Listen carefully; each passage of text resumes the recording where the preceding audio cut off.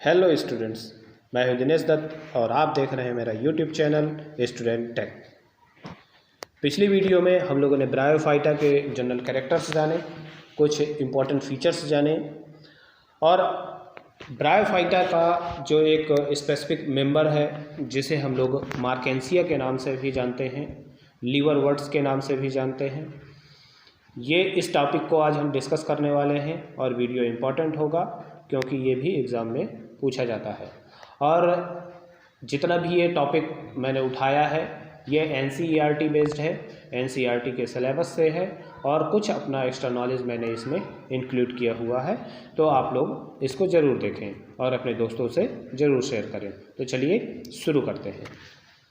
तो आज का जो टॉपिक है मार्केंसिया यानी लीवरवर्ट्स, और ये एक हिपैटिकोप्सिडा का मेंबर है। मार्केंसियस इसका ऑर्डर है, मार्केंसियेसी इसकी फैमिली है। मार्केंसिया एक ऐसा मेंबर है जो कि विश्व के लगभग सभी क्षेत्रों में पाया जाता है। इसकी लगभग अप्रॉक्स 65 स्पीसीज पाई जाती हैं, ठीक है। और इसमें कुछ खास कैरेक्टर्स होते हैं जो आगे डिस्कस करेंगे। ये नम स्थानों पर, ठंडे स्थानों पर और छायादार स्थानों पर आसानी से उगाते हैं, सरलता से ये पाए जाते हैं।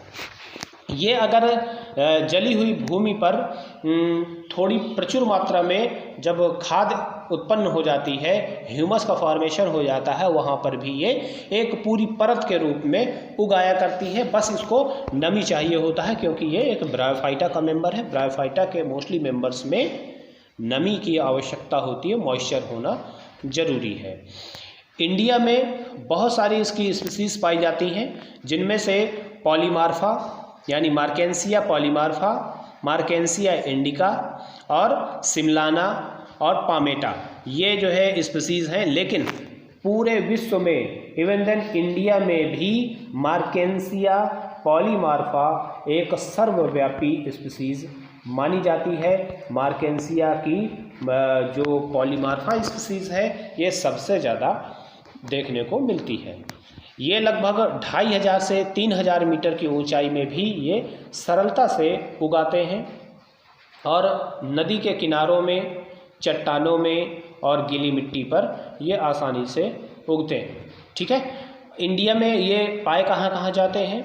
ये जैसे जो है कश्मीर हो गया, कुमायूं हो गया, और ये आपका साउथ इंडिया हो गया, वेस्ट बंगाल हो गया, असम हो गया, तो ये हर जगह लगभग पाए जाते हैं। मैदानी क्षेत्रों में भी जो है ये सरलता से देखने को मिलते हैं। मार्केंसिया एक थैलॉइड स्ट्रक्चर है।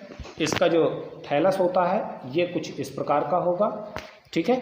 इसमें एपिकल नॉच भी पाई जाती हैं। ये जो जगह जगह आप देख रहे हैं ये एपिकल नॉच कहलाती हैं, ठीक है। ये इसकी पहचान होती है। और ये जब एक थैलस कंप्लीटली इस तरह से जो है बन जाएगा तो एक डीपली ग्रूव बनता है, डीपली नॉच बनता है, जो कि वेजिटेटिव रिप्रोडक्शन में सहायता प्रदान करता है। जब यहाँ से ये थैलस कट जाएगा, टूट जाएगा, तो ये एक नए थैलस के रूप में कन्वर्ट हो जाता है।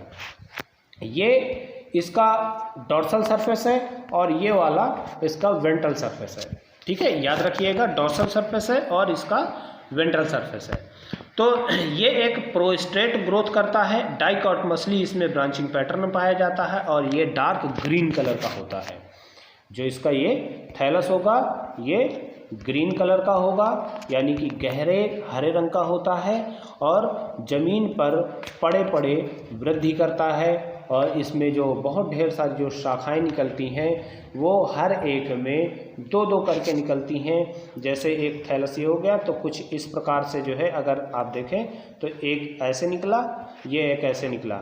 जब इसमें जो है ब्रांचिंग अब शुरू होगी तो फिर ये एक ऐसे हो जाएगी।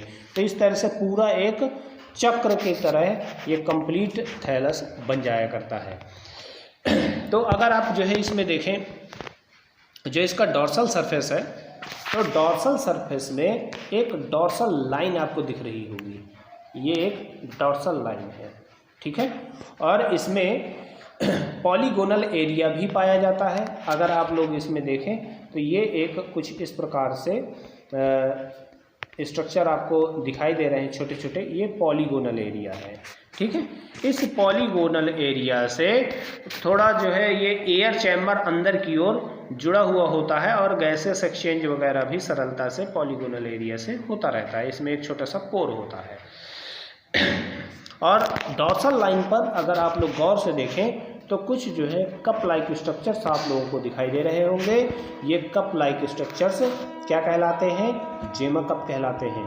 इनमें ढेर सारे जेमीज भरे होते हैं।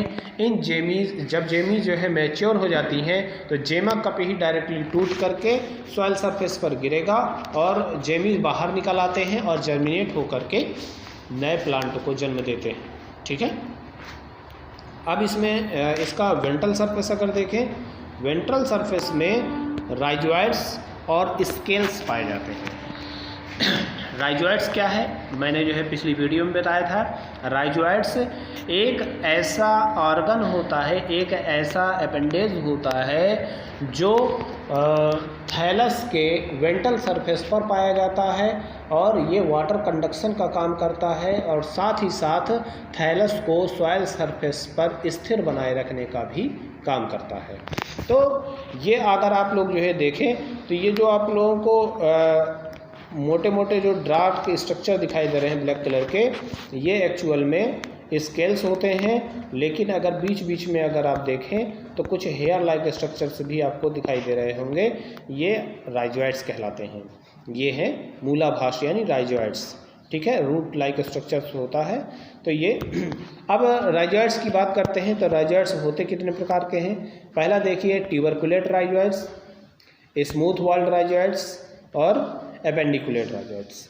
3 टाइप के राइजोइड्स इसमें देखने को मिलते हैं और ये तीनों कुछ इस प्रकार से होंगे।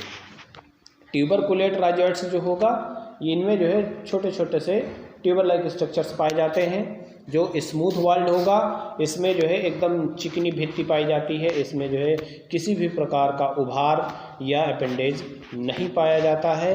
ये स्मूथ वॉल्ड हो गया। एपेंडिकुलेट में जो इनकी सरफेस होती है ये जगह जगह से फोल्डेड होती है, तो इसलिए इसे हम लोग एपेंडिकुलेट राइजोइड्स कहते हैं। तो 3 टाइप के राइजोइड्स इसमें हम लोगों ने पढ़े। अगर हम जो है इसके रिप्रोडक्शन की बात करते हैं तो रिप्रोडक्शन जो है क्या होता है, हाँ थोड़ा सा मैं और इसमें जो है आप लोगों को बता दूं कि जो इसका जो थैलस होता है, एक तो ये ग्रीन कलर का होगा, इसमें फोटोसिंथेसिस पर्याप्त मात्रा में होती है। ध्यान रखिएगा कि ये एक ब्रायोफाइटा का मेंबर है। ब्रायोफाइटा के जितने भी मेंबर्स होते हैं उनमें जाइलम और फ्लोएम नहीं पाया जाता है और ये वाटर कंडक्शन का काम राइजोइड्स के थ्रू या अपने बॉडी के सरफेस के थ्रू करते हैं। लेकिन जो मार्केंसिया का मेंबर होता है, मार्केंसिया के मेंबर में 2 प्रकार के जोन्स पाए जाते हैं। जैसे अगर हम लोग बात करें, एक एपिडर्मल एरिया होता है जो कि बिल्कुल टॉप में होता है।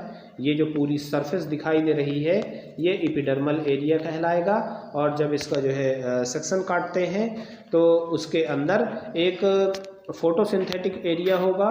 उसकी सेल्स थोड़ा सा जो है इस तरह से गैप बनाती है कि एयर चैम्बर्स बन जाते हैं वो, और फोटोसिंथेटिक फिलामेंट भी उसमें पाए जाते हैं। और फोटोसिंथेटिक एरिया के जस्ट नीचे एक स्टोरेज रीजन होता है। जब जो है इसका सेक्शन काटें तो ये स्पष्ट रूप से दिखाई देता है। तो मैं जो है इसका एक कंप्लीट वीडियो बाद में लेकर के आऊँगा तो दिखाऊँगा आपको। इनमें जो रिप्रोडक्शन होता है ये वेजिटेटिव मेथड के द्वारा और सेक्सुअल मेथड के द्वारा इसमें रिप्रोडक्शन देखने को मिलता है। अगर वेजिटेटिव रिप्रोडक्शन की बात करते हैं तो वेजिटेटिव रिप्रोडक्शन जैसे किस प्रकार से होगा, जब थैलस की मृत्यु या गलन होगी तभी जो है ये वेजिटेटिव रिप्रोडक्शन इसमें पाया जाता है। जैसे अगर देखें, by decay and death of the thallus, अगर जो है कोई भी थैलस मर रहा है या गल रहा है, सड़ रहा है, एक ऐसी जगह से जो है इसका थैलस जो है सड़े। जैसे अगर हम लोग बात करते हैं, ये एक कंप्लीट है, यहाँ से अगर इसका जो है गलन या सड़न इस अटैचिंग पॉइंट तक चला जाता है तो ये दोनों थैलस फ्री हो जाते हैं और नए प्लांट के रूप में वर्क करना शुरू कर देते हैं। नेक्स्ट है, इसमें जो एडवेंटिशियस ब्रांचेज होती हैं यानी अपस्थानिक शाखाएं होती हैं, इनके थ्रू भी वेजिटेटिव रिप्रोडक्शन सरलता से देखने को मिलता है। पिछली वीडियो में आप लोगों ने देखा भी होगा, तो खैर मैं इस वीडियो में भी आप लोगों को क्लियर कर दूंगा। जो तीसरा मेथड है इसका बाय जेमा, यानी कि जेमा कप में जो जेमिल्स भरे होते हैं, जेमी भरे होते हैं, उनके थ्रू भी वेजिटेटिव रिप्रोडक्शन सरलता से होता है। अगर आप जो है देखते हैं तो ये एक मार्केंसिया का थैलस है, जिसमें ये जो जेमा कप आपको दिखाई दे रहे हैं, ठीक है, ये जेमा कप है। और अगर यही प्लांट बॉडी यहाँ जा कर के इस अटैचिंग पॉइंट से, जहाँ से ये जो है ब्रांच निकल रही है, एडवेंटिशियस ब्रांच निकल रही है, वहाँ से अगर ये कट हो जाए किसी भी कारण से, तब भी ये एक नया थैलस बनाएगा, ये नया थैलस बनाएगा, ठीक है। और अगर किसी भी थैलस में सड़न या गलन अगर हो जाती है, तब भी क्या होगा, यहाँ से इस पोर्शन तक, इस अटैचिंग पॉइंट तक, इस नॉच तक अगर सड़न होगी तो ये भी फ्री हो जाएगा। एडवेंटिशियस ब्रांचेज जो है किस प्रकार से निकलेंगी, जैसे यहीं से जो है वृद्धि करेगा और ये एक नया थैलस बनाएगा, ये एक नया थैलस बनाएगा, तो ढेर सारी इसमें जो है ब्रांचेज निकलती रहती हैं और यही ब्रांचेज मदर बॉडी से अलग हो जाएंगी और अलग होकर के नए थैलस के रूप में काम करना शुरू कर देती हैं। ये हो गया जेमा कप। जेमा कप में अगर आप देखें तो इस प्रकार से कप लाइक स्ट्रक्चर होगा, जिसमें ढेर सारे जेमी भरे होते हैं और यही जेमी जब मेच्योर होंगे, कप यहाँ से कट करके अलग हो जाएगा, सॉइल सरफेस पर गिरेगा, जर्मिनेट होगा, जर्मिनेट होकर के ढेर सारे इसमें थैलस डेवलप हो जाते हैं। और ये जो नीचे आपको दिख रहा होगा, ये इसकी ये थैलस है, जैसे ये वाला जो पोर्शन है ये पूरा थैलस है, वही सरफेस यहाँ पर भी है। और उसी में देखिए ये जेमा जो लगे हुए हैं, यही जेमा ये वाला पोर्शन है, ठीक है। तो आई थिंक आप लोगों को समझ में आ गया होगा। तो चलिए आगे चलते हैं सेक्सुअल रिप्रोडक्शन की ओर। जो सेक्सुअल रिप्रोडक्शन होता है ये आर्किगोनियोफोर, ठीक है, आर्किगोनियोफोर और एंथ्रीडियोफोर, सॉरी ये गलत लिख गया है, एंथ्रीडियोफोर है। तो एंथ्रीडियोफोर और आर्किगोनियोफोर दो रूप में इसमें देखने को मिलता है। यहाँ पर ये डी होगा। तो अगर आप लोग जो है आगे देखते हैं तो आर्किगोनियोफोर और एंथ्रीडियोफोर, ध्यान रखिएगा एक चीज़, ये जो आर्किगोनिया होगा ये फीमेल को रिप्रेजेंट करता है और एंथ्रीडियोफोर मेल सेक्स ऑर्गन को रिप्रेजेंट करता है। तो ये जो है देखिए आप लोगों के सामने दो प्रकार के थैलस दिखाई दे रहे हैं। यानी अगर हम बात करें मार्केंसिया का जो थैलस होता है ये डायोसियस होता है। डायोसियस यानी प्लांट बॉडी अगर डायोसियस है तो क्या होगा कि मेल प्लांट अलग होगा, फीमेल प्लांट अलग होगा, याद रखिएगा। तो मेल प्लांट अलग और फीमेल प्लांट अलग। तो इसमें होता क्या है कि जो फीमेल बॉडी होगी या फीमेल थैलस होगा उससे फीमेल सेक्स ऑर्गन बनेगा और जो मेल बॉडी होगी उससे यानी उस प्रोथैलस से या थैलस से मेल सेक्स ऑर्गन का डेवलपमेंट होगा। क्लियर? अगर आप लोग जो है इसमें गौर से देखें तो ये वाला जो पोर्शन है ये फीमेल का है। अब हम इसको पहचानेंगे कैसे कि मेल कौन सा है, फीमेल कौन सा है, आर्किगोनियोफोर क्या है, एंथ्रीडियोफोर क्या है। तो अगर आप लोग इसके टॉप में देखें यहाँ पर आर्किगोनियोफोर लगा हुआ है। ये जो इसमें आप ढेर सारे देखें कि ये फिंगर लाइक प्रोजेक्शंस जो दिखाई दे रहे हैं और ये नीचे की ओर लटकते हुए दिखाई दे रहे हैं, तो ये क्या कहलाएगा, आर्किगोनियोफोर। जिस भी थैलस में इस तरह से छत्रक पाया जाए जिसमें फिंगर लाइक स्ट्रक्चर्स पाए जाएं, फिंगर लाइक प्रोजेक्शंस पाए जाएं, तो वो हमेशा आर्किगोनियोफोर कहलाएगा, ध्यान रखिएगा। और अगर एंथ्रीडियोफोर की बात करते हैं तो उस थैलस में ऊपर एक डिस्क लाइक स्ट्रक्चर पाया जाएगा, एक प्लेट लाइक स्ट्रक्चर्स पाई जाएगी, और उसमें फिंगर लाइक स्ट्रक्चर्स नहीं होंगे और ना ही वो नीचे की ओर झुके हुए होंगे। ठीक है, ये एक प्लेट के रूप में, डिस्क के रूप में पाए जाते हैं। तो ये हो गया मेल यानी एंथ्रीडियोफोर, ये हो गया फीमेल यानी आर्किगोनियोफोर। तो आई थिंक आप लोगों को ये समझ आ गया होगा कि हमको आर्किगोनियोफोर एंथ्रीडियोफोर दोनों में कैसे डिफरेंसेस करने हैं और कैसे उसको पहचानना है। तो आर्किगोनियोफोर में फिंगर लाइक स्ट्रक्चर्स पाए जाते हैं, ठीक है, और एंथ्रीडियोफोर में डिस्क लाइक स्ट्रक्चर पाया जाएगा। तो ये जो है कंडीशन होती है एंथ्रीडियोफोर और आर्किगोनियोफोर की। अब आगे चलते हैं, एंथ्रीडियोफोर की बात करते हैं। तो एंथ्रीडियोफोर में एंथ्रीडियम विकसित होते हैं, एंथ्रीडियम पाए जाते हैं जिसमें एंथीरोजॉइड्स का फॉर्मेशन होगा। आगे जो है देखते हैं, ये जो पोर्शन है ये कहलाता है एंथ्रीडियम, ठीक है, वो जो डिस्क लाइक स्ट्रक्चर था उसी डिस्क लाइक स्ट्रक्चर में ये एंथ्रीडियम पाया जाता है। और अगर आप इसमें देखें तो एंडोसाइट मदर सेल्स जो पाई जाती हैं, ये जो आपको स्ट्रक्चर्स अलग अलग दिख रहे हैं, ये एंडोसाइट्स मदर सेल्स कहलाती हैं और इन्हीं में एंथीरोजॉइड्स का फॉर्मेशन होगा। जितनी भी एंड्रोसाइट्स मदर सेल्स होंगी ये सभी एक मदर सेल 4 फ्लैजेलेटेड एंथीरोजॉइड्स का फॉर्मेशन करती है। तो अलग अलग स्पीसीज में अलग अलग तरीके के एंथीरोजॉइड्स पाए जाते हैं। ये सब एंथीरोजॉइड्स अलग अलग स्पीसीज के हैं। तो मार्केंसिया पॉलीमार्फा का ये वाला होता है, ठीक है।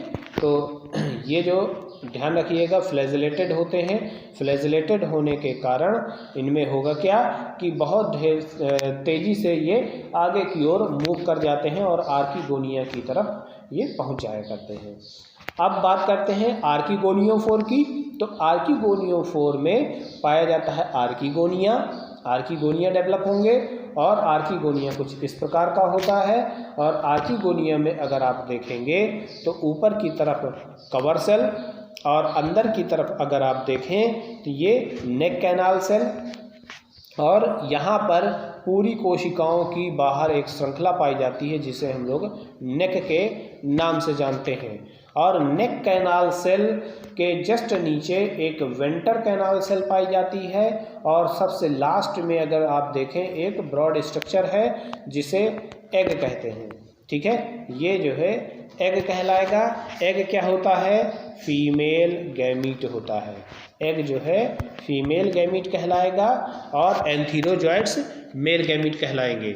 और जब यही एंथीरोजॉइड्स जब आएंगे यहाँ पर तो आपको ये देखने को मिलेगा कि आखिरकार जो एंथीरोजॉइड्स यहाँ पर आ रहे हैं इस तरह से आएंगे और ये यहाँ पर कवर सेल इसकी हट जाएगी और अंदर की जितनी भी सेल्स हैं ये डिज़ाल्व हो जाती हैं और एंथीरोजॉइड्स, एक से अधिक एंथीरोजॉइड्स इसके अंदर प्रवेश करेंगे।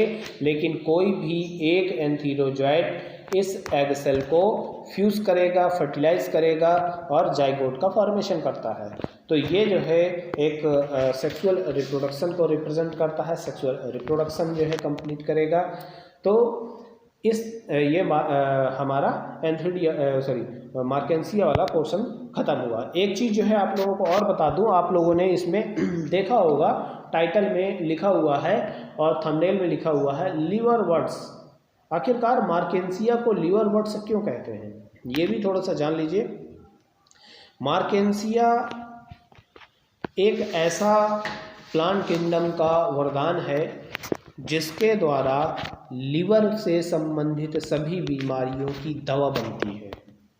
यानी अगर मार्केंसिया के थैलस को ही अगर फ्रेश कंडीशन पर मिल जाए, धो करके बॉयल करके अगर या इसका जूस निकाल करके पर डे जो है किसी भी लीवर पेशेंट को पिलाया जाए तो उसको उसका लीवर का इन्फेक्शन, लीवर की जितनी भी डिजीज़ हैं वो समाप्त हो जाती हैं। यानी लीवर की दवा इससे बनाई जाती है, इसलिए इसको लीवर वर्ड्स के नाम से भी जाना जाता है। ठीक है, तो आई थिंक आप लोगों को ये वीडियो पसंद आया होगा। अगर वीडियो अच्छा लगा है तो वीडियो को लाइक करें, चैनल को सब्सक्राइब करें, वीडियो को ज़्यादा से ज़्यादा शेयर करें। Thanks for watching my video. Thank you so much.